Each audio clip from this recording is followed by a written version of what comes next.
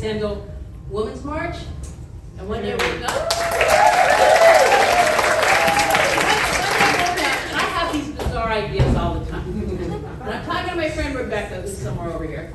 I said, hey Rebecca, we need to do a mock impeachment trial. And she goes, oh my God, that would be amazing.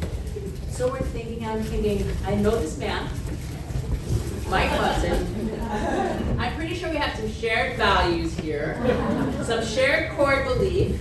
And I called Mike and I sent him a message. I said, hey Michael, what do you think? I didn't hear from him for a couple of days. And then I hear back from him and he said, oh my God, that would be amazing. So we had a meeting, we got together, and now here we are. And we would turn around and say, how many people are going to be here? We had no idea. And now we're turning around and we're so excited you're here. So thank you, thank you, thank you.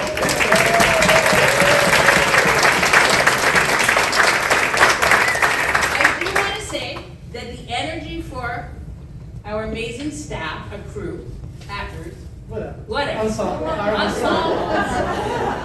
I'm not in the theater field, just so you know. Acting's just not my thing. However, the energy will come from you. So this is truly audience participation. So if you kind of have an idea and you need to say fuck guys, it's okay to say that. They don't really care. It's what they told me in the bylaws, right? They said the bylaws said say fuck in this place is fine. So when I heard that, I said we're going to come to the union. We are so excited to be here. So with that, the rest of it, so Michael was kind enough to take on this journey. I guess it was a journey for you, yes? Yeah, oh yeah. And he talked a little bit, it was a reflective journey, and it was all this, and I will let him share that part. So today, I don't know. I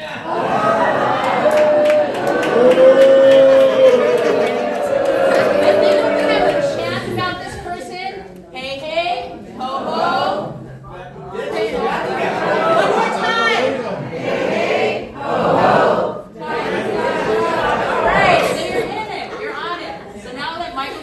The rest that he needs to tell you, and thank you so much for coming. There'll be all kinds of opportunities, and during this performance and after, we have a lot of folks from the community that are totally involved. There'll be a lot of calls to actions and ways to get involved. We have QR codes all over, so please, please, take advantage of this opportunity to hear what's happening and to become a part of this movement, because if we don't take care of it now, I don't want to wake up in the election and just be as devastated as I am every day when I wake up now. So I'm glad to be with some members of my shared community. You didn't know, you're all my new best friends, but thank you. You can always be friends. So anyway, thank you.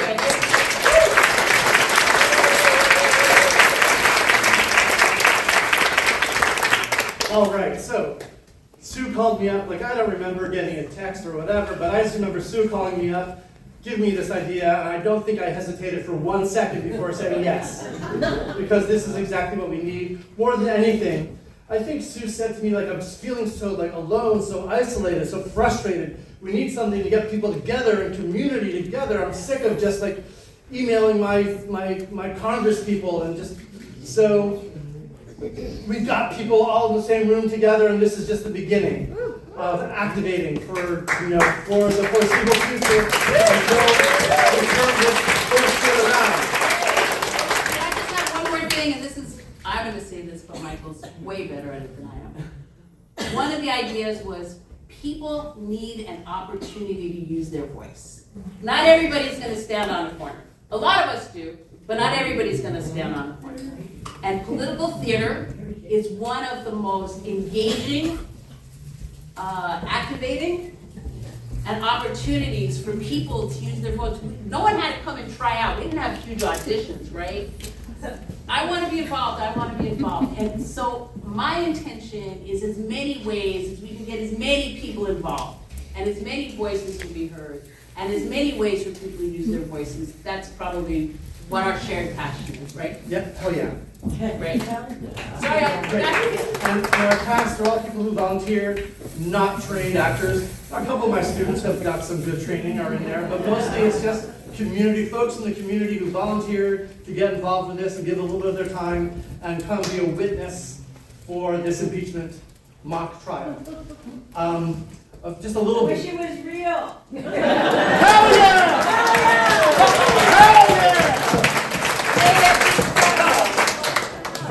have to take back power, then we can make it real. So just a little bit of business. First of all, I want to just thank the Palomar Unitarian Universalist Fellowship.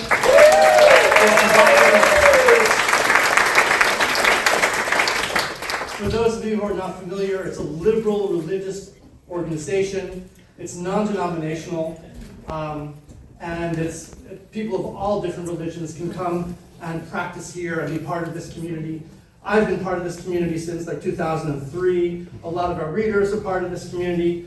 And if you're like a liberal and you're feeling alone and isolated and want some place to be spiritual and intellectual, it's like it's all happening here. So thank you,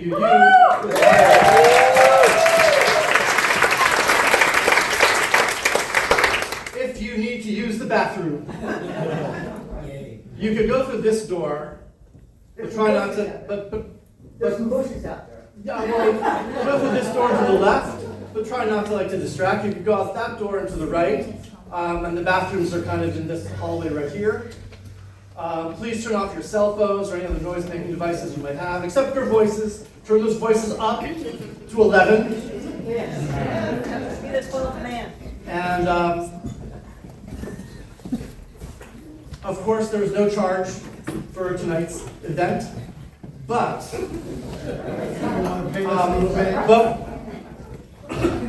we thought we'll give you an opportunity if you want to make a contribution to the URISE, Unitarian Universalist Refugee and Immigration Services and Education. Did I get that right, Katya? You did.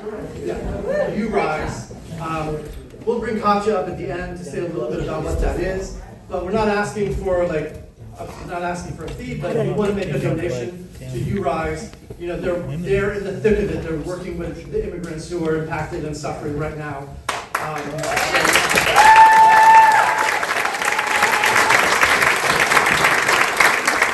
And just to get your minds going, at the end, we will give you an opportunity to shout out your call for action. So whatever you're thinking that you want people to do, part of our goal here is to get cross-dissemination between. Let me ask, anyone here from Indivisible? Member of Indivisible, involved with Indivisible? Yeah, raise your hand. Great. Anyone here? I think I'm going to get diminishing returns. Anyone here from SURGE, showing up for racial justice? No, but they sent me an email and said they're really sorry they couldn't. No, they Members of did. SURGE. Right. Who else? Who else is here? Who else has worked with an organization in the county? Go ahead, shout it out. Hang on, one at a time. Somos Diaz. Somos Diaz. Diaz. Oh, we are the aunts, right? Vista Democratic Club. Lots of Democratic clubs here. Amnesty International, yes. What is it? NAACP, thank you. Yes! Always show up. We got your hand up, Jen, sir. Amnesty International, all right. Good, so we got one back here. One back there, one back there. March, North County. San Diego 350, yes. That's climate change. Yeah. Oh, here comes some more people. You're on the same. Come on in, we're about to start, come on in. Do we need to bring in a few extra seats? There's some chairs over here. There's some seats right over here, and there's seats over there. And then there's one more. That's right, we got the three right there. So you're part of the women, so. All right, and whoever comes in late just gets to stand in the back. Yeah. All right, See, but that's really where that's. Sarah, are you ready? I'm ready.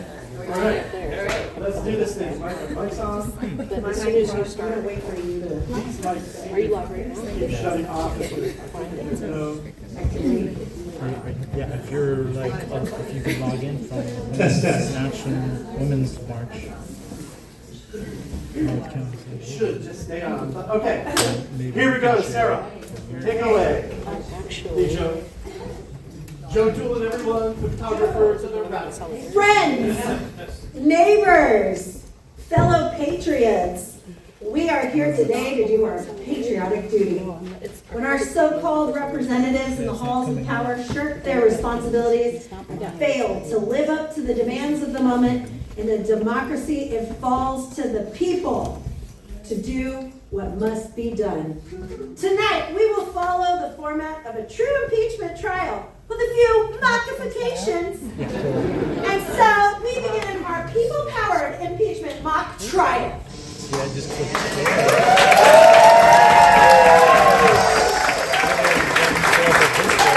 Tonight, It shows it. you are all United States Senators. Wait, shouldn't you be out collecting contributions for your CPACs? Anyways, thank you for being here. You will hear our 4 articles Maybe of you need to impeachment, look. followed by evidence drawn from the public record. At the end, you will vote to convict or acquit. I know that they tried this in the real Senate, but perhaps we'll have better luck. By the way, do you know the difference between a centaur and a senator? One is half human being and half horse's ass, while the other is a mythical creature.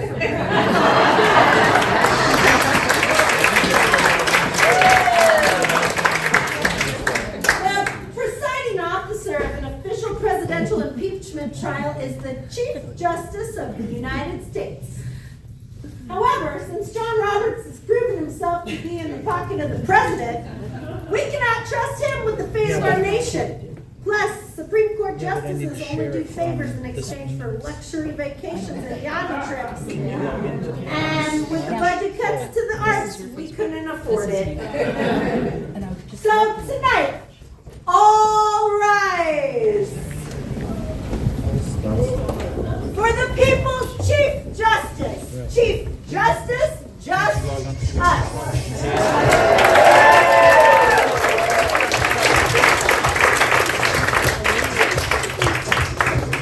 This chamber will come to order.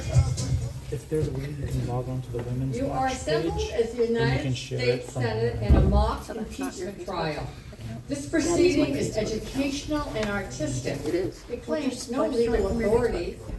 Do you solemnly affirm as mock senators that you will She don't want support me to and do it. defend Yeah, the so we'll want Constitution of the to do it United from- States Just do it from there. against all enemies, foreign and domestic, that you will bear true it's not faith and streaming. allegiance to the same, that you take this obligation from here freely most times. without any mental Stream reservation it or online, purpose share of it. evasion, and that you will well and faithfully discharge the duties of the office of which you are about to enter. Furthermore, you swear to render impartial judgment based on evidence present. If so, say, "I do." I do. Be seated. Thank you, Chief. Thank you, Senators. One note about decorum. We don't have any. Feel free to laugh, shout, and heckle, but for everyone's sake, please don't slow us down. Are we agreed? Yes. In an impeachment proceeding, the House of Representatives drafts the articles of impeachment and appoints a small number of its members to prosecute the case to the Senate. These are called the House managers. The House managers may come forward. Streaming to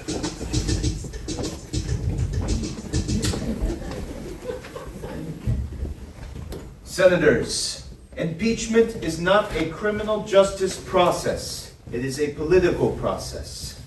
And although the not-so-Supreme Court has bestowed on the president a crown of immunity for criminal prosecution, The Supremes did that? They should stop in the name of love. although the not-so-Supreme Court has bestowed on the president a crown of immunity for criminal prosecution, the remedy of impeachment stands as the last remaining guardrail protecting our imperfect democracy from the unhinged, lawless destruction of a would-be dictator. Our only loyalty is to the U.S. Constitution, which states, The President, Vice President, and all civil officers of the United States shall be removed from office on impeachment for and conviction of treason, bribery, or other high crimes and misdemeanors. You know, if they had worked on writing the Constitution for a few more weeks, they could have made it even more vague. Fortunately, it was clarified by the 1974 House Judiciary Report on the possible impeachment of Richard Nixon. impeachable offenses are not limited to crimes, Rather, they are offenses against the system of government. They include serious abuses of power, betrayals of public trust, or conduct grossly incompatible with the office that threaten the constitutional order or the rule of law. In case they tuned out, let's hear it one more time. Y'all need to hear that again, or did you get it? Do it again. Do it again. Impeachable offenses are not limited to crimes. Rather, they are offenses against the system of government. They include serious abuses of power, betrayals of public trust, or conduct grossly incompatible with the office that threaten the constitutional order or the rule of law. Have we been clear? Okay then, let's continue.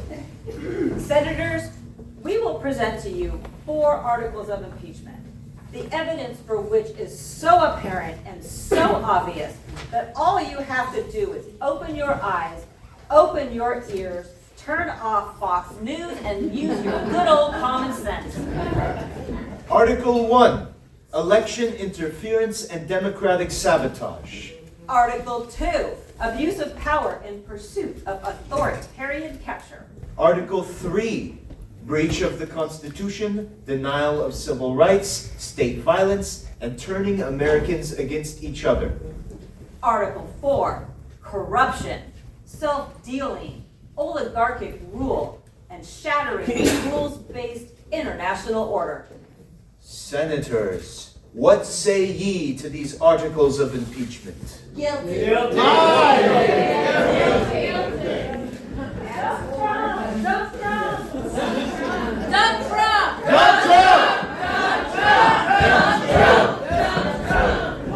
Now we get to the heart of the matter. Evidence.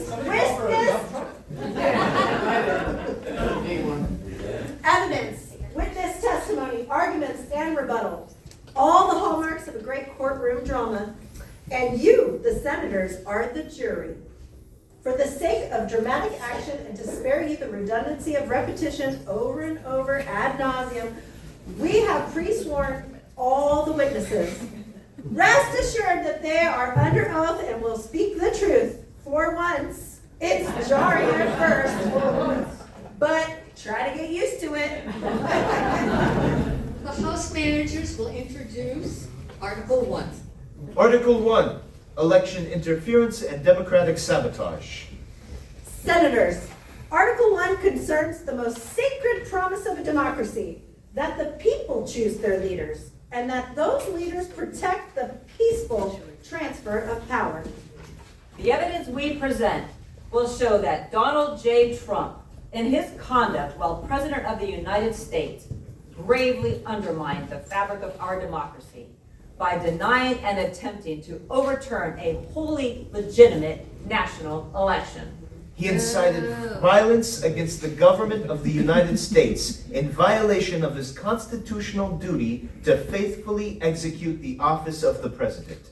His lies and denials and schemes have poisoned the people's trust in our democratic processes and set the stage for catastrophic democratic collapse.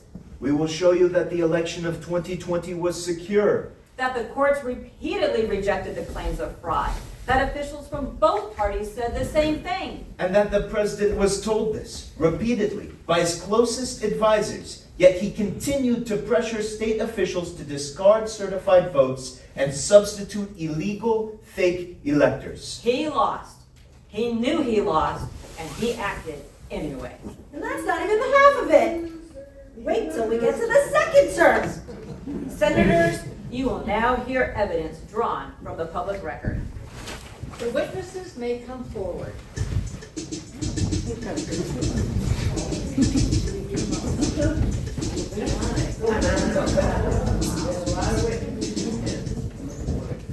William Barr, Attorney General of the United States.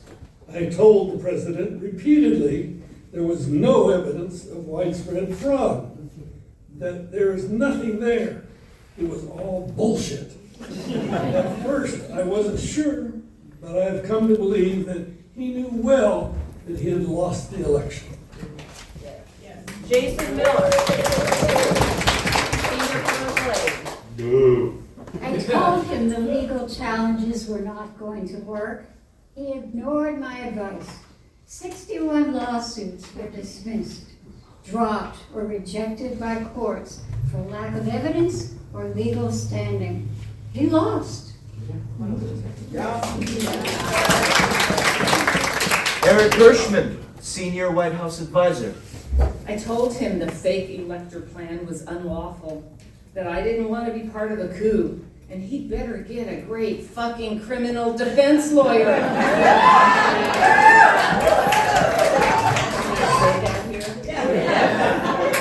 He lost.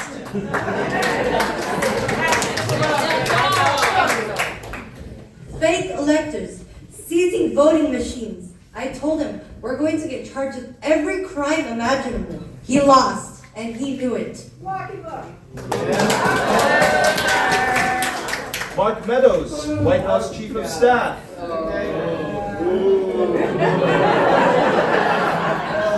Gets better.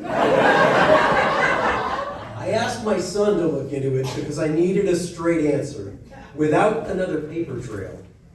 He found only a handful of possible votes cast in dead voters' names, far short of Trump's claims.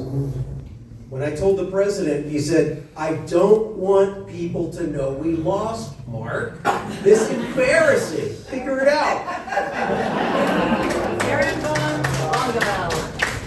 I was pressured not to certify Michigan's election. Knowing my party would turn on me, I did it anyway. Because facts matter more than loyalty. Gabriel Sterling, Georgia elections official. We counted the votes, then we recounted them, then we audited them, and counted them again. The result did not change. Arizona Secretary of State. I was pressured to perform multiple audits.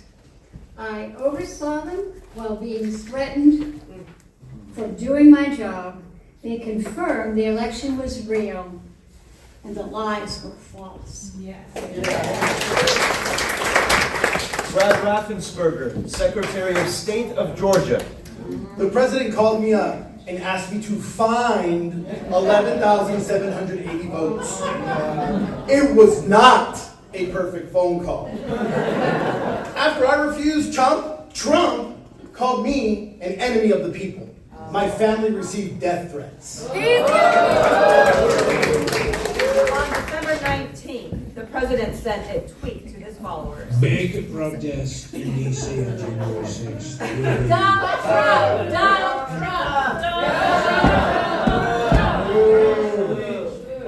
We call Mike Pence, former Vice President of the United States. President Trump was wrong. I told him I had no constitutional or legal right to overturn the election. His supporters tried to hang me. My Secret Service detail called their loved ones to say goodbye. Trump said, Mike deserves it.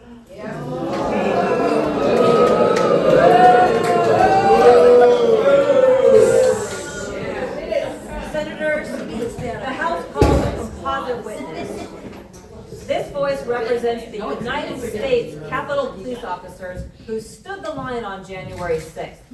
That day, more than 140 officers were injured. Many suffered brain injuries, broken bones, and chemical burns. In the months that followed, 4 officers died by suicide. This witness speaks for all of them. I was on duty at the Capitol. The crowd pushed past the barricades. They were carrying Confederate flags, for God's sakes. They beat us with poles, crushed us against doors, and sprayed us with chemicals. I didn't leave my post. I couldn't breathe. I couldn't see. They called us traitors. They called us the N-word.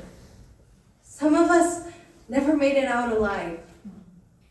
They said the president sent them. Officer, thank you for your service. Yeah.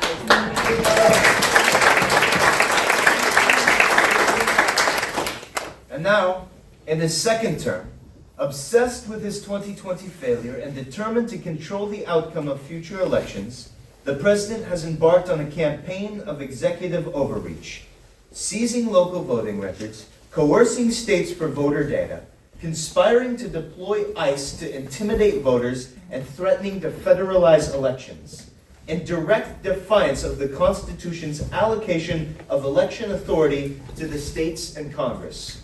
This is not only how democracies lose elections, this is how they lose themselves. Senators, you have heard the case for Article 1, election interference and democratic sabotage. You will now hear from the defense. Who stands for the defense?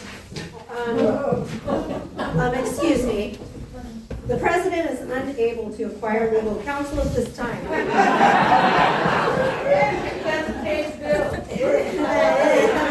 It seems like all his lawyers have either been disbarred or remain unpaid. Therefore, he will represent himself. You know the old saying, whoever chooses to represent themselves in a court has a fool for a lawyer and an idiot for a client.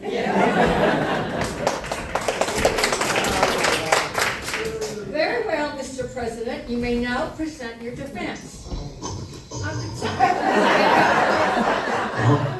What? Mr. President, you may now present your defense. Russia, witch hunt. The enemy of the people, knock the crap out of them. I'll pay the legal fees. I'm a very stable genius, make America great again. I want Greenland. My third term is perfectly legal because 2024 was rigged. I mean, 2021. Have you seen the size of Arnold Palmer's ship? Senators, before we move on, we'll take a vote. This is not the final verdict. This is a temperature check. Your task at this moment is simple. Based on what you've heard, does Article 1 describe conduct that constitutes serious abuses of power, betrayals of public trust, or conduct grossly incompatible with the office that threatens the constitutional order of the rule of law? Yes. This vote is advisory. It is meant to help you think clearly as we proceed. On Article 1, election interference and the democratic sabotage, do you find that the evidence supports this article? What say ye? Yes. The response is noted. No judgment is entered at this time. Senators, remember this moment. This vote does not stand alone. It will stand beside the others you are about to cast. Patterns are not proven in a single act. They are revealed over time. One article down, 3 to go. The House managers will now introduce Article 2. Article 2, abuse of power in pursuit of authoritarian capture. The Constitution grants the President power for one reason only, to serve the public by faithfully executing the law. When that power is turned inward to advance personal gain, political ambition, or the craven pursuit of domination for self-gratification, it is abuse. An abuse of power becomes authoritarian capture when it is made permanent. When oversight is dismantled, enforcement is politicized, and resistance inside government is punished. The evidence will show that the President abused all the levers of government to abolish the democratic foundations that make our government by, for, and of the people possible. House managers, you may now present your evidence related to Article 2. The House calls its first witness, FBI Director KASH PATEL.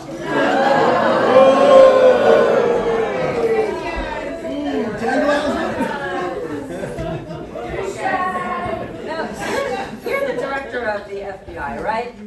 Yes, mostly. I'm just following orders. Who appointed you to this position? The greatest president ever, Donald J. Trump. describe yourself as loyal to President Trump? Absolutely. Wait, I hear a second sound. As director, you swear an oath to the Constitution, not to the president personally, isn't that right? I see no contradiction there. The FBI is a law enforcement agency, not a partisan political instrument, isn't that correct? If you say so. Would it violate FBI policy to decline an investigation because the subject is politically connected? I reject your premise. Director Patel, you had the authority to preserve or dismantle the FBI's Washington Field Office Public Corruption Squad. This unit is responsible for investigating misconduct by federal officials, and you chose to dismantle it while investigations involving political figures were active. Isn't that correct? We reorganized units. That squad no longer exists, right? Correct. You reduced the Bureau's dedicated public corruption capacity at a time when investigations involving elected officials were nationally salient, right? I'm not a sailor. You'd have to ask. Did you ever take any action to terminate or discipline an FBI agent as retribution for being part of a Trump public corruption investigation? Agents are only fired for failing to uphold the standards. Well, by uphold the standards, are you talking about the standards of protecting the president under any circumstance, regardless of the evidence? What I'm doing is providing historic reform, and you are the biggest fraud, a disgrace to this Constitution, and an utter coward. Moving on. You severed formal relationships. You severed formal relationships with the Southern Poverty Law Center, didn't you? You bet I did. And the Anti-Defamation League? Hell yes. But those groups provided outside expertise on extremism, didn't they? I am more of a moderate extremist. Thank you. So let's be clear. You dismantled a public corruption unit. You fired agents tied to public corruption investigations, and you cut off external civil rights partners? That right there, that's a media narrative. You should watch Fox News, like me and the president. They are the facts. Each of those actions removed a guardrail of democracy, didn't they? Your facts, maybe. At the FBI, we now have our own facts, and they would totally exonerate the president if he had done anything wrong, which he hadn't. Now, before this job, you wrote a book calling for punishment of the deep state, including a list of people in the government to receive punishment, right? #1 bestseller. You're just another deep state gangster. This is why the public doesn't trust Congress. Now you're on the list. As a loyalist to Donald Trump, did he direct you to take those actions? I serve at the pleasure of the president. The witness may step down.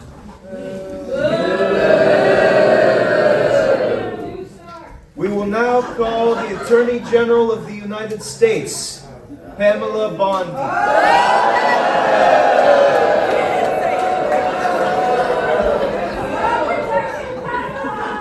Attorney General Bondi, is the Justice Department a weapon to punish critics of the president? Well, when it's in the interest of the United States according to the law, yes. Besides, they started it. Are you kidding me? Is the Justice Department a shield to protect the president and his allies from scrutiny? This has been the most transparent presidency. He doesn't need protection. He's immune. Then answer this. Under your leadership, were investigators and officials associated with prior Trump investigations subjected to review, scrutiny, or removal? Only when it was in the interest of the United States according to the law. And how do you define in the interest of the United States according to the law? Whatever the president says it is. That's not an answer. Specifically, how do you define in the Excuse me, you don't tell me anything. I'm going to answer the question the way I want to answer the question. Did you select prosecutions based on the president's personal direction? Hey, they came after him and raided his home, invaded the sanctity of his golden bathroom. Pedophiles! So he can go after them. Fair is fair. Everything he does, or even thinks about, is in the best interest of real Americans. Liar, liar, liar, liar, liar, protector! I'm loyal to the president. I'm not going to get into the gutter with these people. You're a traitor, a criminal, and a loser. Not necessarily in that order. Does the mission statement of the Department of Justice state to ensure fair and impartial administration of justice for all Americans? Excuse me? You don't tell me anything. I'm going to answer the question how I want to answer it. Okay. Ask it again. Let me ask it one more time. Does the mission statement of the Department of Justice state to ensure fair and impartial administration of justice for all Americans? All real Americans. Say all real Americans. That's your line. All real Americans. Are only pedophiles real Americans to you, Pamela and Joe? Yeah, that's a good point. Who determines who is a real American? A pedophile is. The president's perfect moral compass. Shouldn't the correct answer be the United States Constitution? You all have Trump derangement syndrome. When there is an accusation of misconduct within the executive branch, whose job is it to investigate and determine culpability? That would be the Inspector General. Thank you for one actual coherent answer. You may step down, please.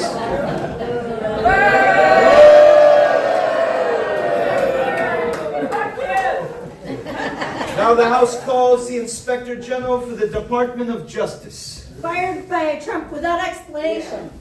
Well, the House calls the Inspector General for the Department of Defense. Fired by Trump without explanation.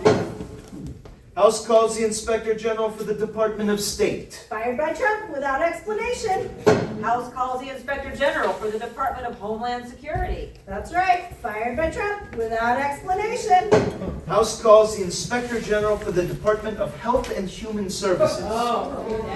You guessed it. Fired by Trump without explanation. Oh, well, in that case.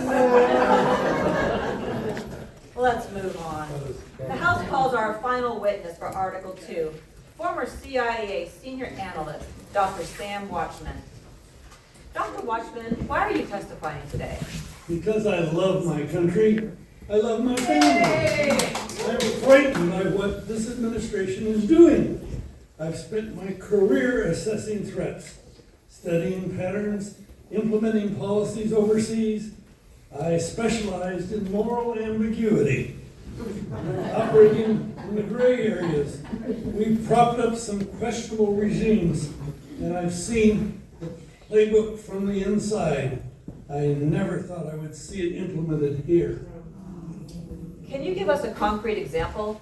It starts with chaos, confusion, distractions, so the signal gets lost in the noise. But the intent is there. When the president says to his supporters, you won't have to vote anymore. In 4 years, you won't have to vote again. We'll have it fixed so good, you're not going to have to vote.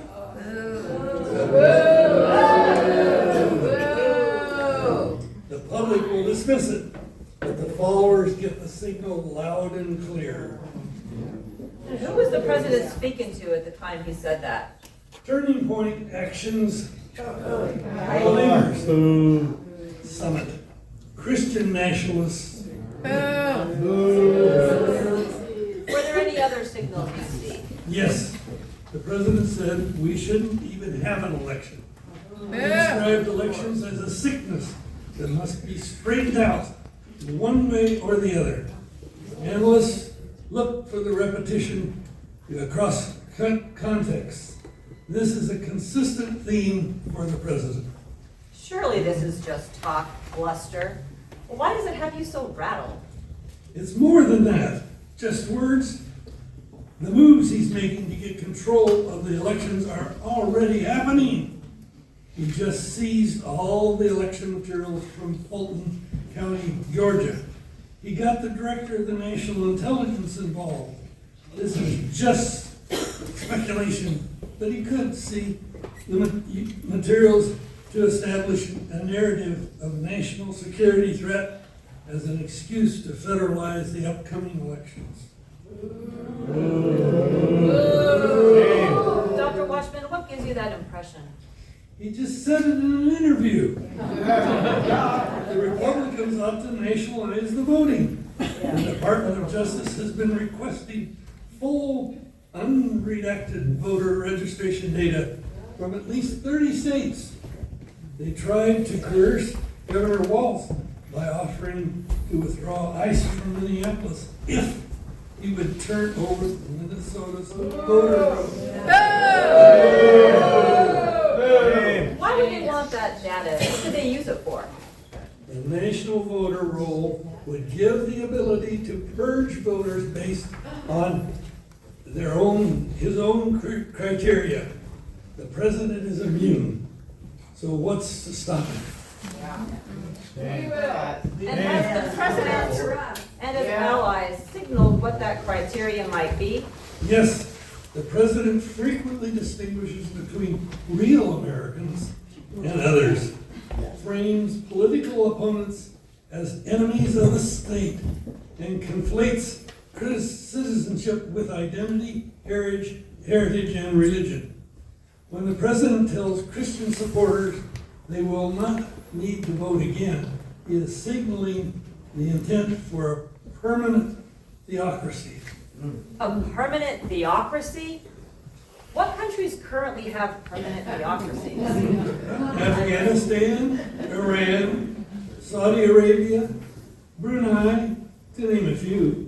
I'm one of those people who thought it could never happen here.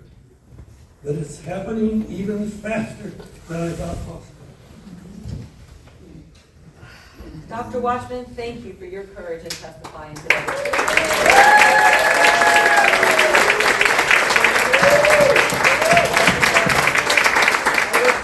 For you and your family. This article is about guardrails.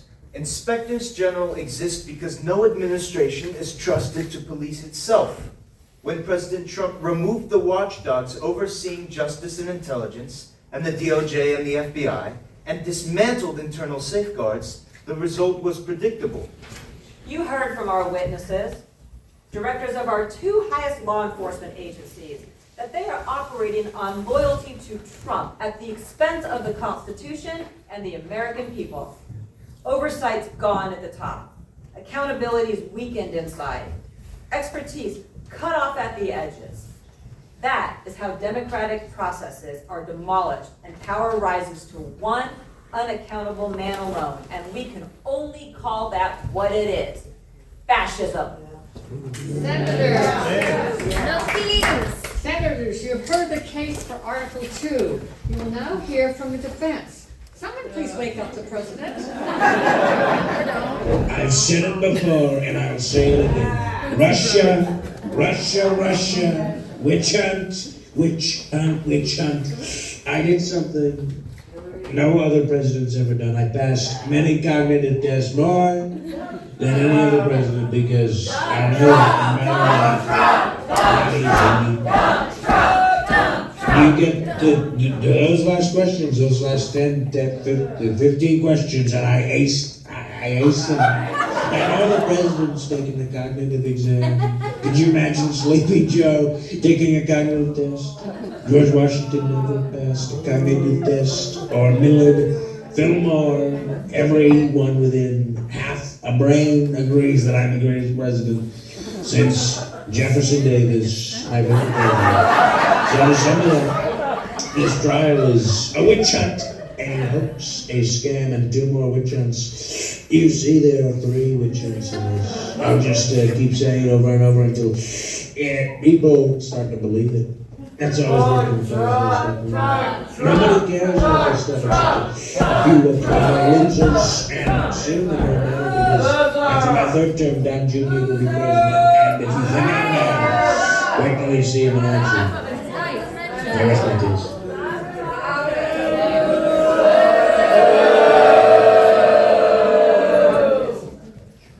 He's a witch.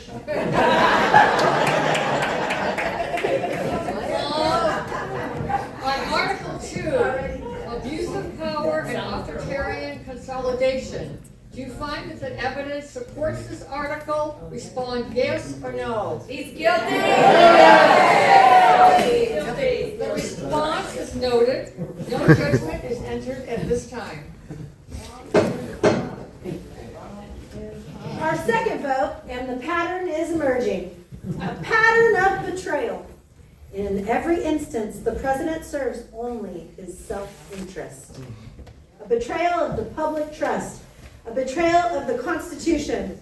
Before we continue, let's take a brief stretch. Take a brief stretch. Shake it out. Shake it into tension. Breathe deeply. Get ready for the troubling testimony ahead. Oh, yeah.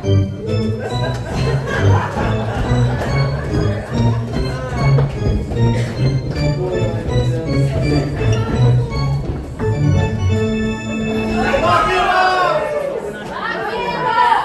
Lock him up! Lock him up! Lock him up! Lock him up! Lock him up! The House managers will now introduce Article 3.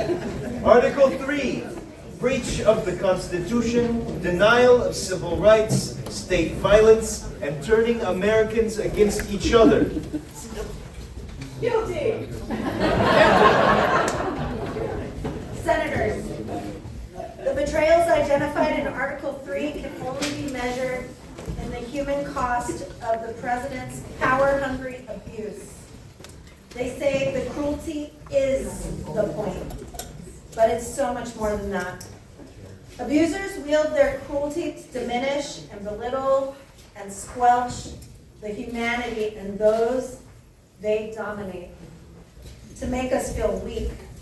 And in doing so, he weakens the very foundation of our declared values.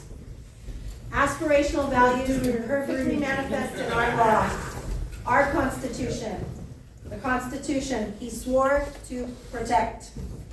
Senators, the evidence will show that the President of the United States, in violation of his duty to preserve, protect, and defend the Constitution, and in disregard of the civil rights and safety of the people, has engaged in a pattern of conduct that resulted in violence, widespread harm, state-sanctioned murder, and the blatant denial of fundamental rights guaranteed under the Constitution and the laws of the United States.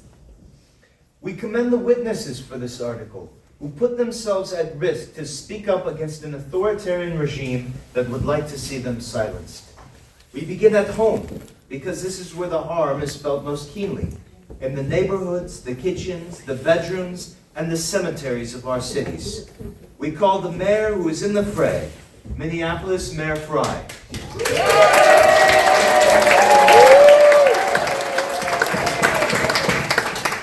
Although I'm the mayor of only one American city, I know the hearts of all mayors are with me and with my people in this tragic moment. I watched the video of more than 6 masked agents pummeling one of our constituents and shooting him to death. How many lives have been lost to promote this administration's political and partisan narrative that is, quite frankly, the opposite of American values? We have seen these kinds of operations in other places, in other countries, and most of us could never imagine it happening here in America. The invasion of a great American city by its own federal government, and then to have them blame it on our community members who are just exercising their right to gather, the right to speak, and the right to protest guaranteed by our Constitution. These peaceful protesters, they embody the very principles that both Minneapolis and America was founded upon. Conversely, the mass militarized force and unidentified agents who are occupying our streets, that is what weakens our country. That is what erodes both trust in law enforcement and in democracy itself. And so I leave you with this. ICE, get the fuck out.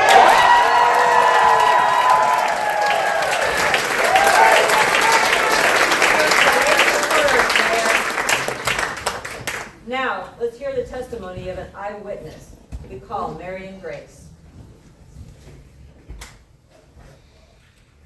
I was there to witness and peacefully protect my hardworking neighbors. They are not criminals, they are good people. I heard tires squealing. The woman in the car said, "Dude, we're not mad at you." She had a sweet, kind voice. Then the masked men shouted different directions at her. It was confusing. It was chaos. Then a gunshot. People screamed, "What have you done? What have you done?" The car crashed. The officer said, "Fucking bitch." And as if that wasn't enough, a few weeks later, maybe a mile away, some agents pulled a man on the ground. I didn't see him touch any of them. He wasn't even turned towards them. It didn't look like he was trying to resist, just trying to help a woman up. I did not see him with a gun. They threw him to the ground. 4 or 5 agents had him on the ground, and they just started shooting him. They shot him so many times. I don't know why they shot him. He was only helping. I was 5 feet away from him, and they just murdered him. It turns out he was a nurse at the VA hospital. Permission comes from the top, you know. The president is supposed to be a role model for our children. Instead, he's the role model for the killers who murder their mothers, our nurses, and whose only care is to protect and save our lives.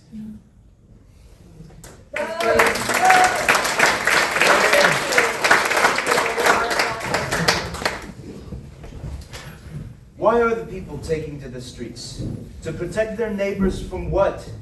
A regime of mass deportation quotas, not aimed at the worst of the worst, but set on intimidation and retribution. They sweep up the innocent, the dreamers, and send them to a nightmare. Detention hellholes that they give cute little names to, like Alligator Alcatraz, more accurately called a concentration camp. Listen to this first-hand account from Dr. Hannah Mercer, a physician affiliated with Physicians for Human Rights, who has conducted on-the-ground medical evaluations of detention facilities around the world. Thank you for the opportunity to testify today. I'm here to draw attention to the inhumane conditions at these so-called detention facilities. I've risked my life in numerous emergencies around the world. I do what I can to diminish human suffering. And I can tell you that the detention center at Fort Bliss is as bad as it gets. I want you to imagine the smell of feces, urine, and vomit, barely covered with the acrid odor of industrial bleach. The relentless sounds of crying, moaning, coughing, and shouting, blaring lights on 24 hours a day, 7 days a week. The conditions were atrocious, an atrocity.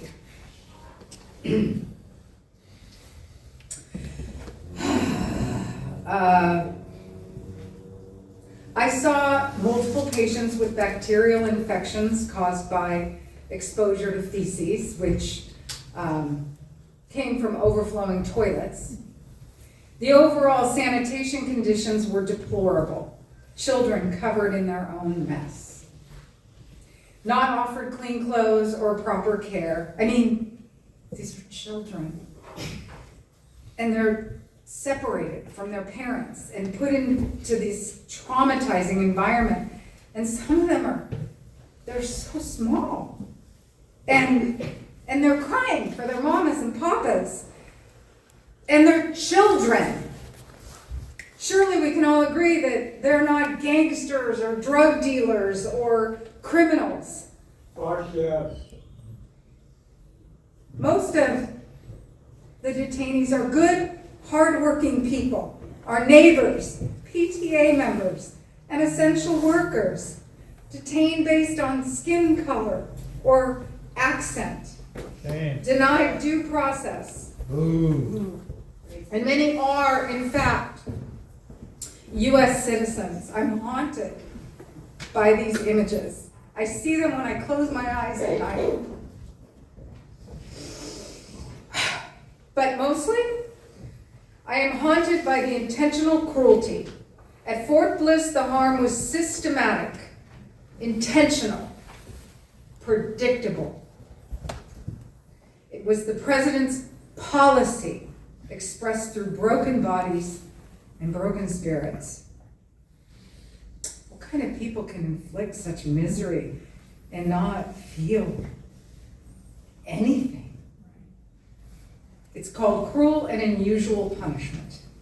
It's prohibited by the 8th Amendment of the Constitution. It's against the law, and it violates our most sacred American values. To those who support this, I implore you to please imagine your own children being torn from you, your life becoming a cycle of torture, sleeping in your own waste, and knowing that you'll never have a chance to come back to the place you call home. Thank you.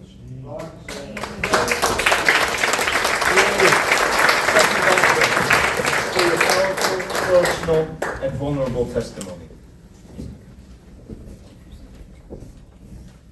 Before we move on, let's take a moment to remember all those who have been killed or seriously injured by ICE actions and in ICE detention camps. Often it is the killing of white Americans that gets the public's attention, and so many killings of people of color and immigrants go unnoticed. Rather than taking a moment of silence, let's make a moment of noise for all those who have suffered at the hands of white supremacy and Christian nationalism. Make some noise.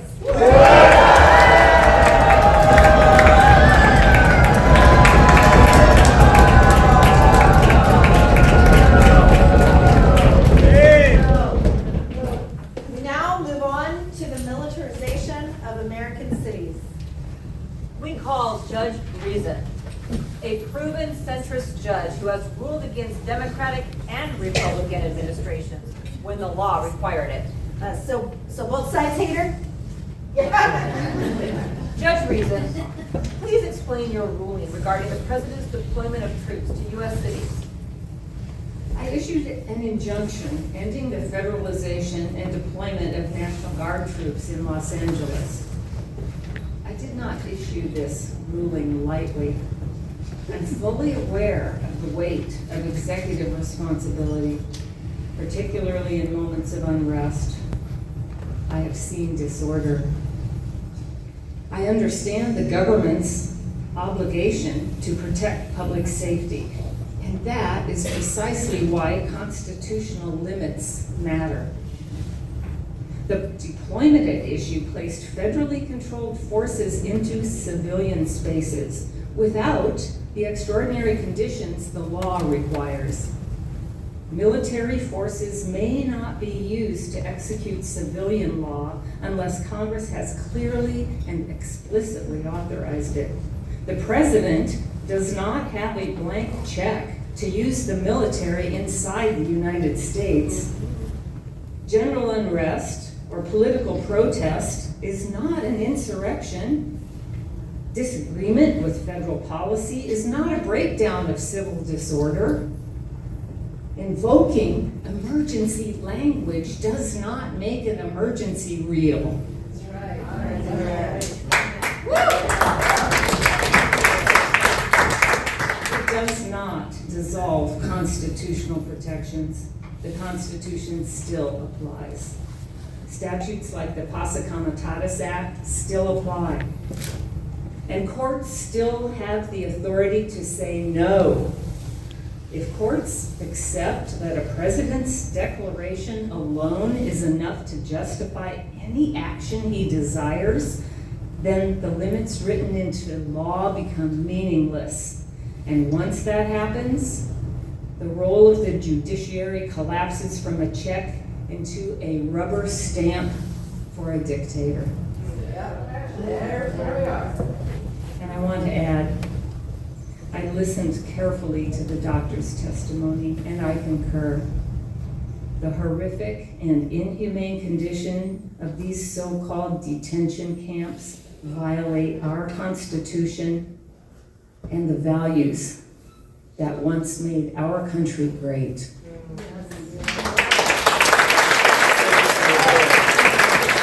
Thank you for your very impressive testimony. Concentration camps. Article 3 emphasizes the President's oath to protect the constitutional civil rights of all who reside on our soil. Of paramount importance to the functioning of our democratic republic is the right of journalists to seek the truth and to criticize the government. But the President has repeatedly and perniciously demonized and pressured journalists, resulting in individual harm and national division.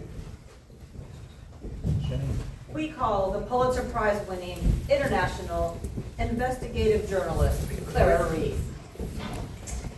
I am a journalist, and I'm speaking for myself and for many others who cannot speak safely in their own names. We have been called fake news, enemies of the people, scum, nasty, low IQ, disgusting. Women in this profession are singled out with body shaming that has nothing to do with truth or accuracy. Comments about our looks, our voices, our bodies, our supposed emotional instability. Our worth as women rather than our work as reporters. These words are not only insults, they're signals. They tell crowds who to hate. They tell trolls who to target. They tell us that doing our jobs may cost our safety, our family's peace, or sometimes our lives. I have felt it in my body, the fear that follows a name spoken from a powerful stage. The calculation before every question, the exhaustion of deciding where truth is worth the consequences today. But let me be very clear. This harms more than journalists. It harms the freedom of the press by teaching the public to distrust evidence and to punish inquiry. It harms national discourse by replacing debate with intimidation and facts with loyalty tests. A free press is not a favor to journalists. It is a protection for the people. When journalists are dehumanized, the public loses its eyes and ears. And power learns it can act in the dark, where democracy goes to die. Hear, hear.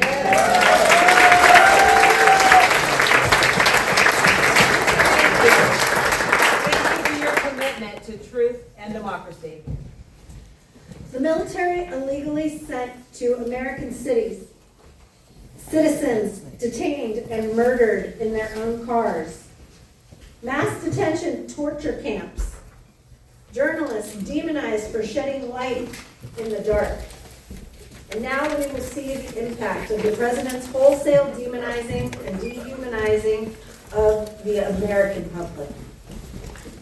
We call one of the world's foremost experts in democratic collapse and the rise of authoritarianism, Dr. Cassandra Vail.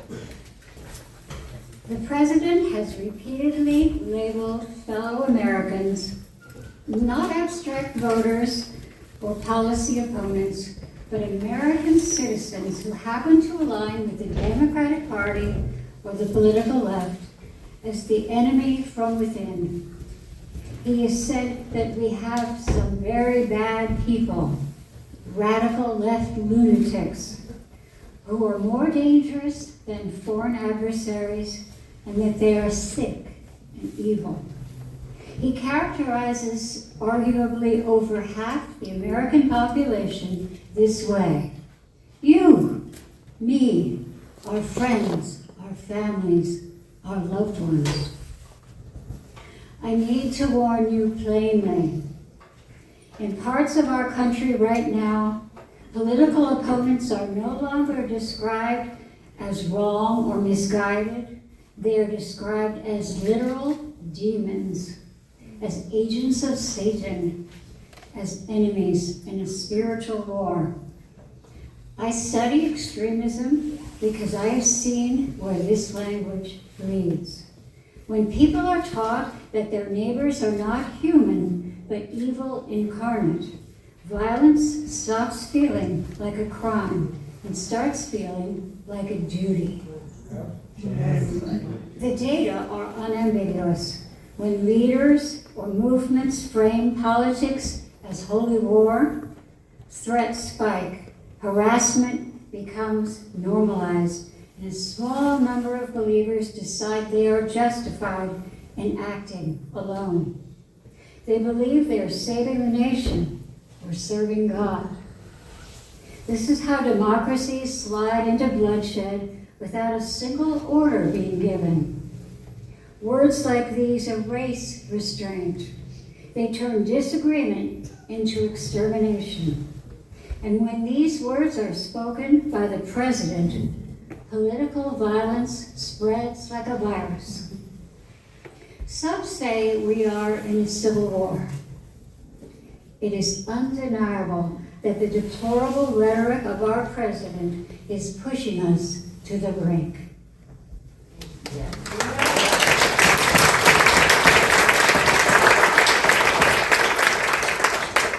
The President's oath is a promise to protect the people and preserve domestic tranquility. You've heard the evidence presented here. On Article 3, Civil Rights, State Violence, and Human Harm, do you find that the evidence supports this article? What say you? Yes. The response is noted. No judgment is entered at this time. Well, Article 3 establishes the great harm done to our nation. We can't ignore the rampant corruption at the highest levels. Corruption that infects the Oval Office and spreads disorder domestically and globally. Now, our fourth and final article. House managers will introduce Article 4. Article 4, corruption, self-dealing, oligarchic rule, and shattering the rules-based international order. The evidence will show that the President of the United States abused the powers of his office to construct a system of corruption, granting favors and access and governmental power to a small class of wealthy technology and oil oligarchs, while undermining the interests of the American people. In parallel, he damaged the democratic alliances that have sustained global stability since the Second World War, and replaced them with transactional relationships with oligarchic and authoritarian leaders, once understood to be adversaries of the United States. Next witness may come forward. Please state your background for the record. I am a former federal inspector general and senior federal ethics official. I have proudly served in both Democratic and Republican administrations, overseeing ethics, compliance, financial transparency, and the prevention of fraud, waste, and abuse across federal agencies. What are the basic ethical expectations for a president regarding private business interests? The president is expected to step away from private business, either by selling those interests or putting them in a true blind trust. Did President Trump follow those norms? No. President Trump retains ownership and control of his businesses, including hotels, resorts, and licensing deals. He is the only president in our history to do so. Why does that matter in practical terms? Because it creates a direct pipeline for money to reach the president. Foreign governments, donors, and political allies don't need to ask for a favor or offer a bribe. They could just spend money at Trump properties, or gift him a luxury jet, or pay millions for distribution rights for a documentary about his wife. Even presidential pardons are for sale. Every room booked, every event held, every deal signed turns presidential access into a cash cow. And crypto. In just the first year of this administration, he's increased his family's wealth by $1.4 billion. Eat the rich. Is it the president? Eat the rich. Eat the rich. Eat the rich. Eat the rich. Well, isn't the president entitled to get rich just like anyone else? The president can earn money like anyone else, but not from exploiting the office and turning the presidency into a side hustle. Let's turn to financial mechanisms. What kind of instruments now pose heightened corruption risk? The biggest risks today come from digital assets. Yep. Crypto. Sorry, my screen just... It's all right, take your time. Jeff Bezos is here.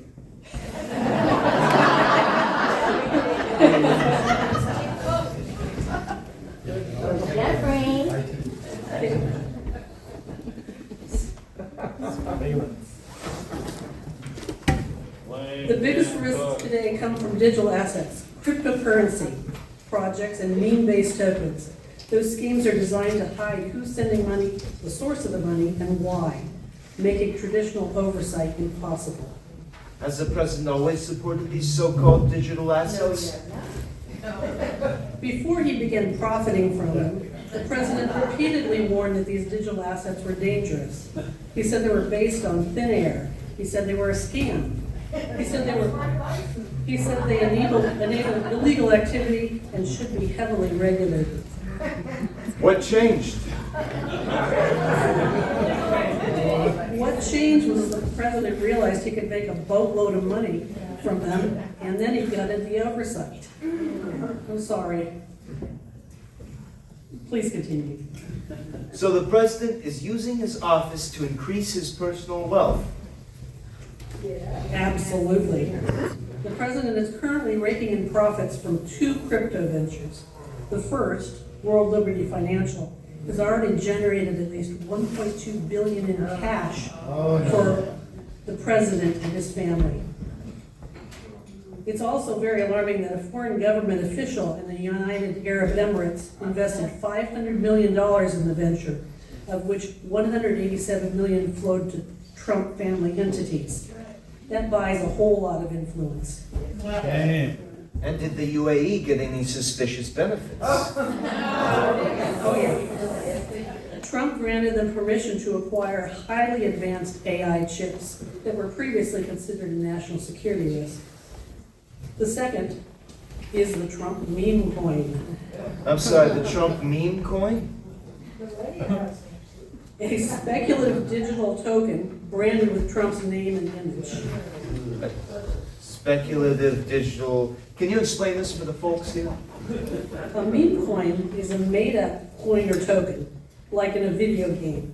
It really doesn't exist, it has no inherent value, but you can hype it up like a carnival barker so people will buy it.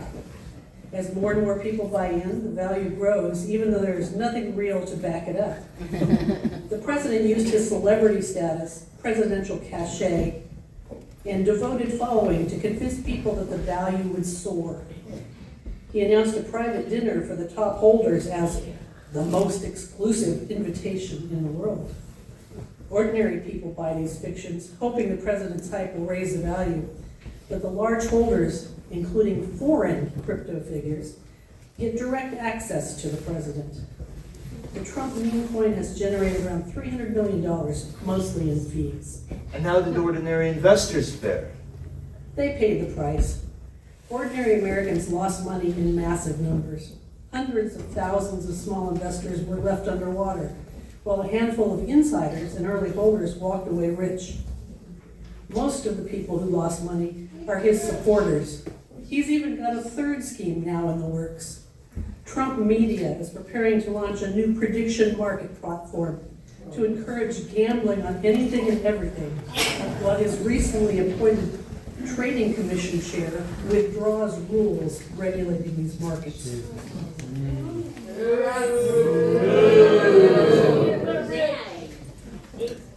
You always hurt the ones you love.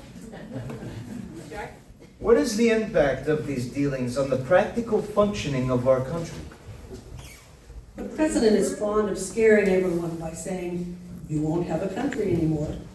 But this behavior, well, it's far more like Russia, China, or Hungary than the United States of America that we know and love. If this is allowed to continue, I truly believe that we won't have a country anymore. That's so true.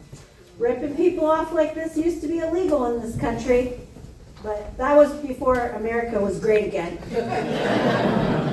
Thank you for your testimony, Inspector.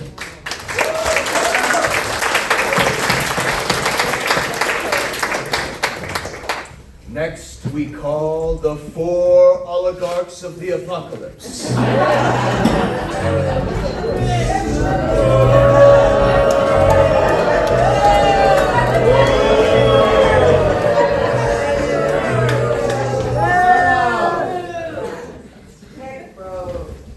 Please, would each of you state your name and business for the record? Elon Musk. Tesla. SpaceX. XAI. XXX. Tim Cook. Apple. Amazon. Mark Zuckerberg. Meta. But no one has Facebook. How much did each of you donate to the president's election campaign or super PACs? It's hard to say exactly. In the millions, probably in the hundreds of millions. Nothing. Nada. Zilch. Liars. How about after the election? How much did you each donate to his inaugural fund? Oh, yeah. There we go. $1 million. $1 million. $1 million bucks. $1 million smackers. And what did you get in return for your investment? I mean, donation. Nothing at all. Nothing. Oh, yeah. A great party, bro. Unlimited access to government databases. The power to fire a whole bunch of civil servants. A lot of ketamine. Oh, and this rad chainsaw. That was just a coincidence. Not related to donations at all. I see. Did any of you provide a personal gift to the president? No. Hell no. Yes, a personalized plaque mounted on a 24-karat gold base. He loves gold. And you, Mr. Bezos? Does a $75 million biopic for his wife count? And yes. And how much did each of your companies donate to the ballroom project? An undisclosed amount. Nothing. That ballroom idea makes me think of parties with Jeffrey Epstein. Trump's in the files, you know. And after those donations, did you get access to the president that ordinary Americans don't get? I am an ordinary American. I believe I already answered this. A few Oval Office visits. Yeah, we hung out a bit. Do any of your companies depend on federal contracts, regulation, or enforcement decisions? Billions in launch contracts. Tariffs and trade decisions. Government cloud contracts and labor enforcement. Antitrust and platform regulations. Since the inauguration, have There been any government decisions that moved in ways that matter materially to your bottom lines? Yes. Yes. Yes, Yes? you better have, or we've wasted a whole lot. And does the president himself personally hold the power to control these decisions that affect your profits? Yes. Yes. Yes, Yeah. Do you deny currying favor with the president for the purpose of buying influence? I hate curry. Never touch this stuff. It's spicy. Yuck, I only eat American food. Your Honor, I have no further questions. One last question, if I may, Your Honor. You tech oligarchs are some of the richest and most powerful men in the history of the world. Why are you so scared of him? That's what I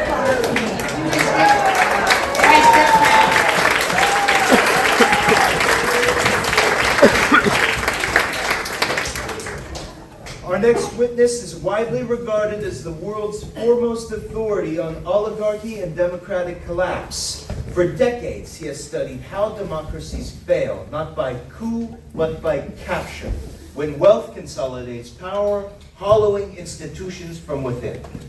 He has advised governments, testified before international bodies, and documented the warning signs that precede democratic collapse. We call him today to explain plainly and without exaggeration what those warning signs look like and why they matter now.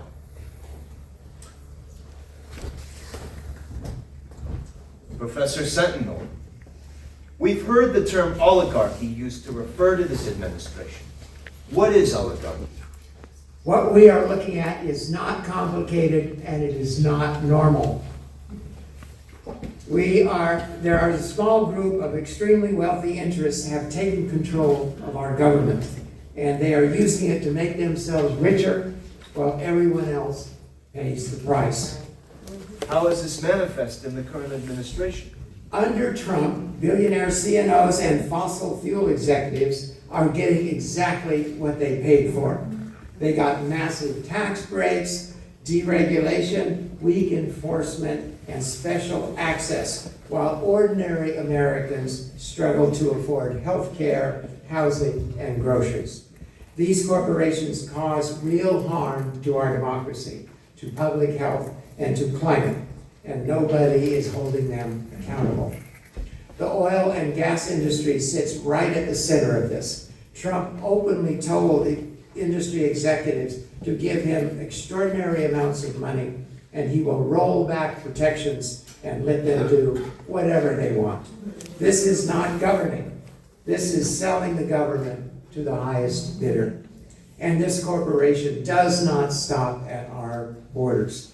When American power is used to seize control of foreign resources, not for national security, but to enrich corporations and political allies, that is empire for profit.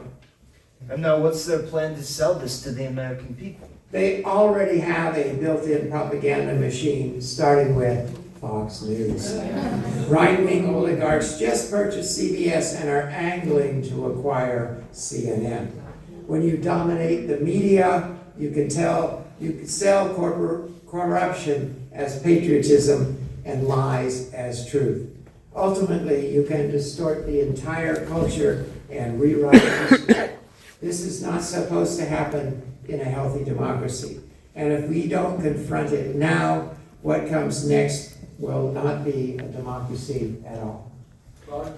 Speaking of which, let's turn to our adventure in Venezuela. What we are seeing in Venezuela should scare the hell out of people. The president is treating countries the way a vulture capitalist treats a vulnerable company. Squeeze it, take the assets, and move on. Venezuela is not being talked about as a nation with people and rights, but as a pool of oil waiting to be claimed. And once you say that out loud, once you say a powerful country can take what it wants, it does not stop there. Every country in Latin and Central America hears the message. Fall in line, or you are next. Cuba, Mexico, anyone who refuses to bow. The same thinking shows up when we have talks, when he talks about taking Greenland, the territory of a NATO ally, as if borders are suggestions and alliances are optional. What now prevents China from capturing Taiwan, or what restrains Russia from asserting its sphere of influence beyond Ukraine and into Europe itself? This is how the rule-based international order dies. After World War II, countries came together and said, we cannot keep solving our problems with bombs and invasions. So they built a system of international rules and institutions, so even powerful nations would be expected to follow agreed standards. The idea is simple: respect borders, honor treaties, protect human rights, and resolve disputes through diplomacy before war. It's imperfect, and it created an unprecedented stretch of prosperity and relative peace. And what's at risk if this system is destabilized? Chaos takes over. Wars spread. Alliances collapse. Authoritarians everywhere learn the lesson that force works. Nuclear weapons become a real option instead of a deterrent. And I'm not being hyperbolic here. That is how you drag the entire world into the most dangerous and volatile conditions since the Second World War. Thank you for that sobering but honest testimony.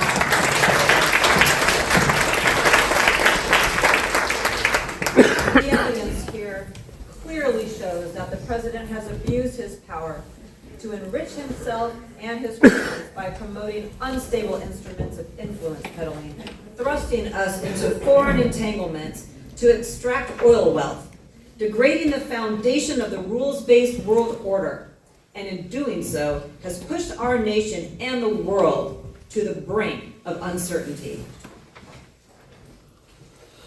Senators, having heard the evidence on the fourth and final article of this mock impeachment hearing, we will now proceed to the official vote to convict or impeach on each article. However, before we proceed, would the accused like to make a final statement? What? Russia. Witch hunt, radical left-wing lunatics, domestic terrorists, mothers. Lock them up and throw away the key. But I have a concept of a plan. Did I mention that I'm a very stable genius with a big ego? The shark, by the way, very dangerous, very aggressive, but the electricity, very powerful. People don't understand electricity. The rest of my case.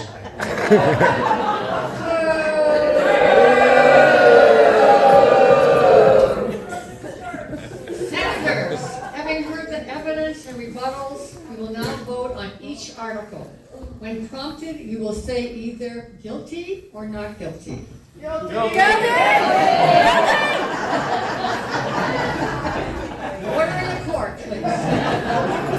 On Article 1, election interference and democratic sabotage, what say you? Guilty! On Article 2, abuse of power and authoritarian consolidation, what say you? Guilty! Article 3, civil rights, state violence, and human harm, what say you? Guilty! And Article 4, corruption, self-dealing, oligarchic, capture, and damage to the rules based on international order, what say you? Guilty! The accused stands convicted on all 4 counts by your vote of conviction.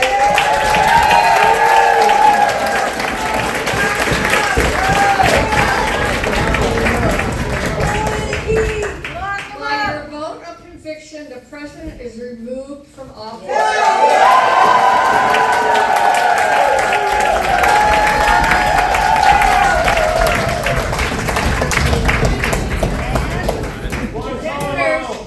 Senators, you have voted to convict the president on the articles before you.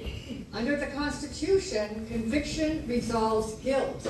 It does not resolve whether the convicted president may again hold federal office. The Senate must now consider that question separately.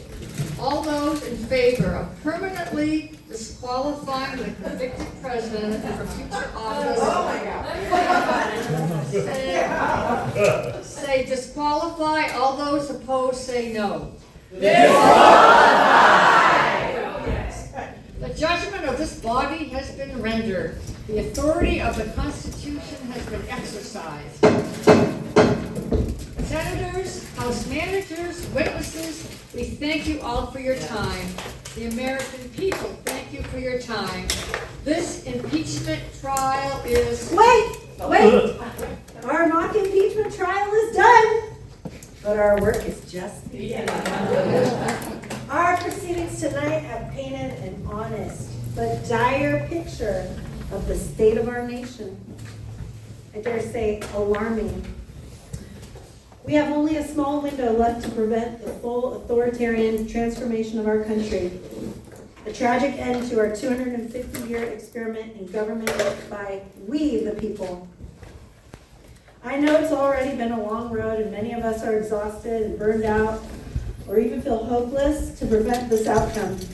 That's exactly how they want you to feel.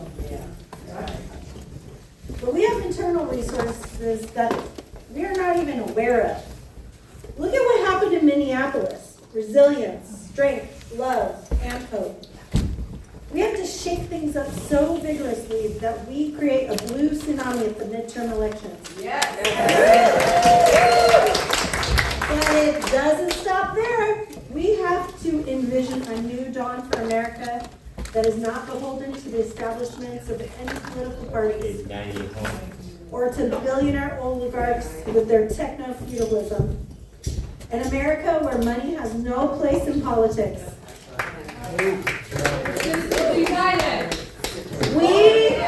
We must fight to end partisan gerrymandering across the nation and for public funding of elections. We must fight to abolish the Electoral College and all anti-democratic institutions. So we can finally fulfill those aspirations of government of the people, by the people, and for the people. Get involved, get engaged, spread your joy, share your rage, love everybody, because we're all humankind. Put the pedal to the metal because we're running out of time. It's up to us. Power to the people! Power to the people! Power to the people! And speaking of people, we know that many of you out there have a call to action to share. And this will be your time. But let me go first. I have 2 calls to action tonight.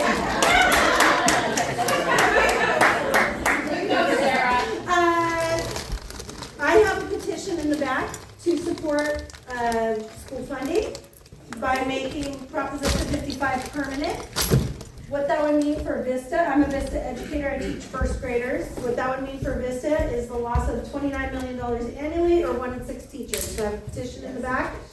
You just have to sign it, and I thank you for your support. My second call to action is we have a discussion going on locally with our school board about a school facilities bond.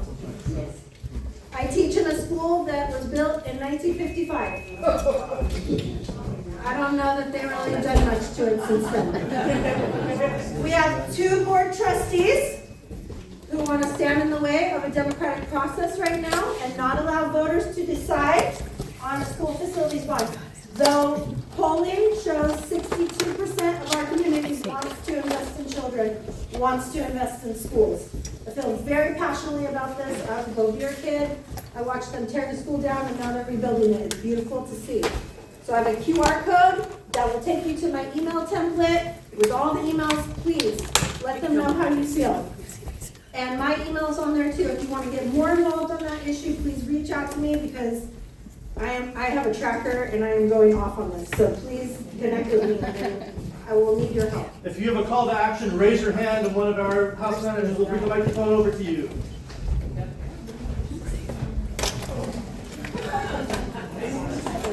Okay. Gabriel Stern, and I'm here to represent Somos Dias. We are a group, thank you. We are a group that started in Solana Beach right after the inauguration, when we all knew that our immigrant neighbors were going to be attacked, and the horror is real. We couldn't even imagine how bad it is. So it was both basically a group of women who were involved already in the Solana Beach area, and they started this group. It is a mutual aid group, and what we do, first and foremost, is supply food and supplies to families who are afraid to leave their homes. So that's what we do every week, which currently we have branched out. We have the original group in Solana Beach. I'm part of the Encinitas group. We have a group in Escondido, which of course is very needed. They also serve part of San Marcos when they can. And we also have a group newly started in Carlsbad. We are called Somos Dias, which means take inspired action always. That's what it means, although you all know TS is hands. Of course, most of us were women, so that's how we started it. I joined for the Encinitas group in April, and I'll tell you what it did for me is that I was so depressed after the last election, the 2016, I couldn't really get out of bed for a year. And I said, I can't do that again. I gotta do something. And I heard about this, and I said, this is something I can do. It's not big. It's a little thing I do. I spend probably 10 hours a week doing it, and I get so much joy out of knowing that I'm helping children. These are children who are afraid to go to school, who saw their fathers pulled away from them, right in front of them on Parkdale, right Parkdale School in Encinitas. That's who we're helping. And we try to get them to other resources that we don't have. We're not case managers, we're not social workers. We are just women trying to feed them and make sure they have the basic needs. So we refer them to other resources. We also have groups that go down to the courthouse and witness and observe that horror, which I personally could not take. We also have people who are writing letters to detainees, and those people write them back. They love to get those letters. And of course, most of us don't speak Spanish, so we're using Google Translate to do it, but they don't seem to care. They understand what we're trying to say, and they write back. And then somebody translates it for us, and we write back again. I'm personally not doing that. I shouldn't say we. I'm not doing it. And then we also have people who are doing patrolling, which is being done in many places, and you saw how they were doing it in Minneapolis. They really, really, really went out, and they are doing it really good. And so that's what we do. We, of course, this costs money. We are mutual aid. We are not a 501c. We cannot be one. And so what we do is we tap our friends, our families, our pickleball group, our book club, our church, our bunco, our this or that, whatever it is, and we bring in supplies every day. I have more rice in my house than I ever had in my whole life, and I don't want to see any white rice. I have a lot of beans. I have a lot of diapers. I have a lot of. We give them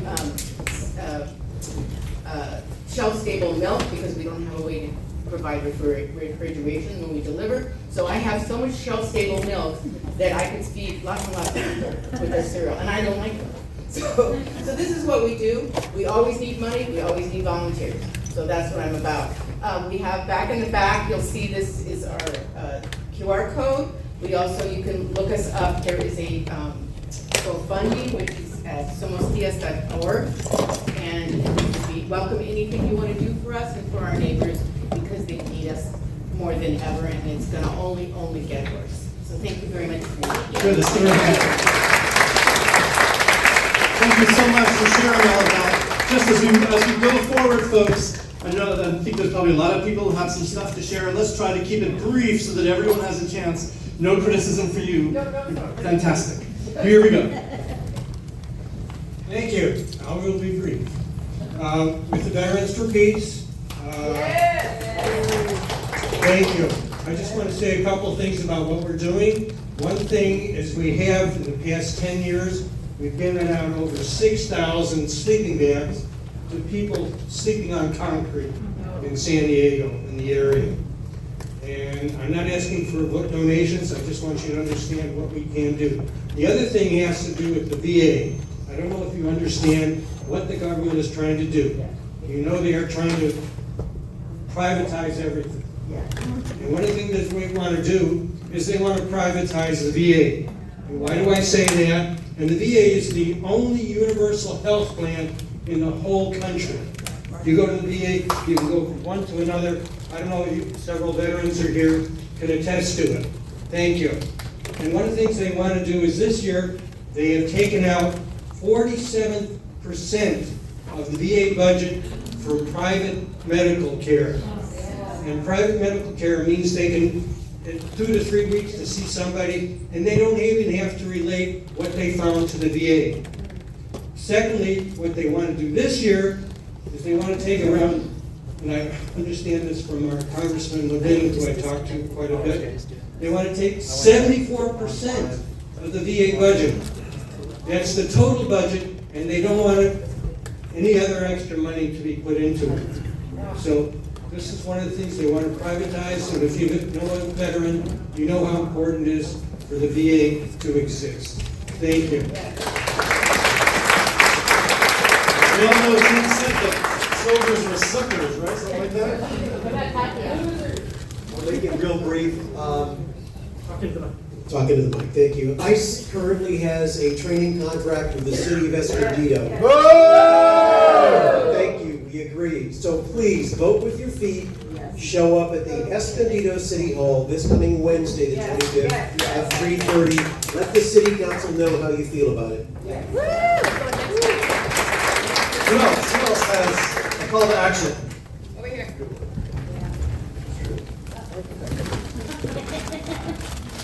Hi, everybody. My name is Katya Hansen, and I proudly serve as the president and CEO of URISE, Unitarian Universalist Refugee and Immigrant Services and Education. We are a 501c3 nonprofit, and we do 3 areas of direct service. We're actually based out of this congregation right here. My office is right there. We do direct legal services. We do care services, which is connections, advocacy, resource navigation, and emergency safety planning. Resource navigation, we work with our clients to help them access the public benefits that they are entitled to that won't impact their current immigration status or their future immigration goals. Emergency safety planning for immigrants, helping them create legal documents and protections and a plan that empowers them in case someone in their family is detained or deported. This includes powers of attorney so that someone can pick up their children after school so their children don't end up in the child welfare system. Someone can pick up their last paycheck. Someone has planned to rehome their companion animals. These are really important services that we're able to do. Our third area of direct services are justice services. It's where we do know your rights and other forms of community education. It's partner education where we work with the school districts, we work with health clinics to help them understand how to navigate working with immigrant families and under the current enforcement. And it's our Faithful Justice program where we work with liberal religious communities around the United States to help them deepen and broaden their work on immigrant justice. I want to thank Michael and I want to thank Sue for inviting us to be here. I want to tell you just one other quick thing about how we do our work, because it's not about just who we are as an organization. All of you are here. You chose to be here on this Saturday night because you needed to do something. And you needed to lift your voice and you need to be a part of something. And I want to tell you, that's what all of us need to be doing right now. And we want to help you find your way and to do that. At URISE, we are informed by the work of Movimiento de Pobladores en Lucha, which is an amazing organization out of Chile, that tells us that when we need to make change, when we need to move forward, we have to be looking at how all of the things we do fit together. So there are things that we do that are against the state. We protest, we do lawsuits, we file appeals, and we do impeachment trials, right? Then there's things that we do that are with the state, that are within the system. Get out the vote. Right? We vote. We try to influence our elected officials. We write letters to the editor and say, hey, I need other people to engage in this conversation. That's an important way of moving things forward as well. And then the third way we do things are outside of the state, where we say, you know what? You're not taking care of what you should be taking care of, so we're gonna step in. A perfect example from our history, the Black Panthers, right? When they set up clinics and when they did breakfast, but it's also Somos Tías, right? It's the mutual aid, it's the health clinics, it's no more deaths putting water in the desert. The whole point in this, and the reason why that is a grounding force at URISE, is because there is a place for everyone in this work. Whether you want to protest, whether you want to be the person that makes the coffee for the people after they've protested, whether you are able to donate $10 a month, or whether you're someone that has $10,000 to give, there is a place for everyone in doing that. I want to thank you again, Michael and Sue. You guys have our QR codes up there. For anyone who's interested in being involved in volunteering or donating, we would really love to work with you. And I just want to add, URISE is a true nonprofit grassroots organization that serves all of North County. Yes. And that we need to honor them and send them people.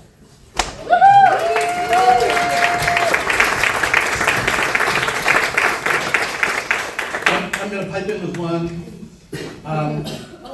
March 28th. Who knows what's happening on March 28th? If you don't already know, that's the next No Kings rally. They're going to be all over the county. Go to nokings.org, get on the map, find the one nearest to you. The theory goes that when 3.5% of the population gets involved actively and consistently in resisting authoritarianism, the authoritarian regime will fall.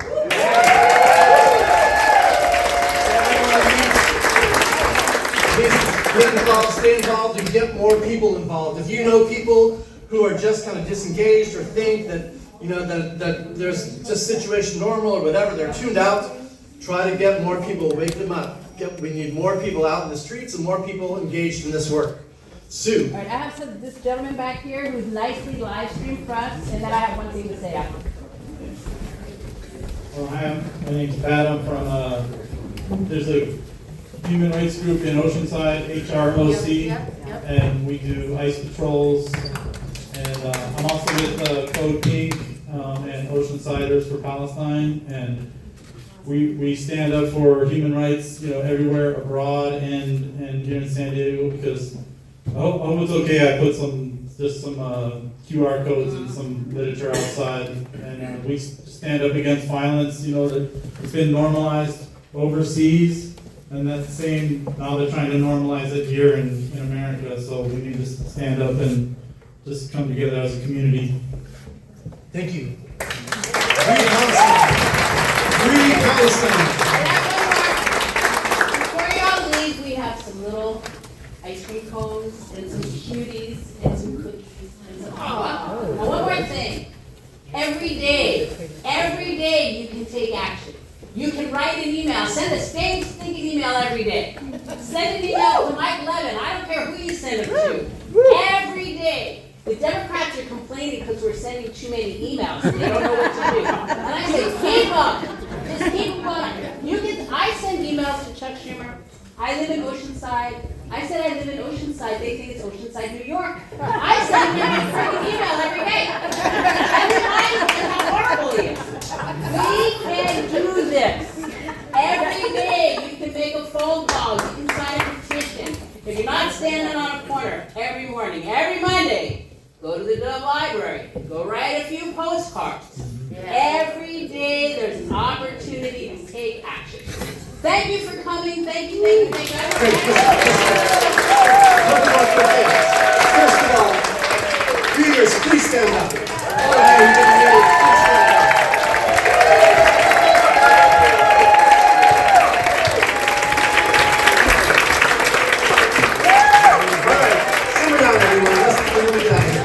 So just very quickly, I have a fantasy that this impeachment trial can be done like anywhere in the United States of America. I'm going to put the script for this up on our website, ppimpeachment.com. PEMPE.com. Can you remember that? It stands for People, Power, and Impeachment, or you can think of the president's very tiny genitals. Impeachment.com. And I'm considering this script like an open source piece of code. Anyone can take it and do whatever they want with it. So if you know folks, you know, some other state or whatever, and want to do something. Also, Nobody else did. but the live feed that we did today, that's out of my pay grade. So if you go to the North County San Diego Women's March Facebook page, you will find the live stream post there. Or if you are in the Democratic Club of Vista's group, it has been shared in there as well. So you can find that, or you could DM me or Sue or anybody and we can get it to you. So. Great, I'm going to figure out how to get it up onto the website. Or my email's on the wall. Who knows the web address? Let's hear it. That's it. Also, just lastly, if you came tonight but you didn't register through mobilize.us or didn't fill out our Google form, our interest form already, we would love to be able to get your contact information so we can let you know about other things that are happening. So, again, you can go to the website. Impeachment.com. That's it. And the interest form is still up there. So you can just fill out the interest form and we'll have your contact info so we can get in touch with you. Thank you all for being here tonight. Thank you, everyone. Stay safe, stay strong, support your communities. Thank you, everyone.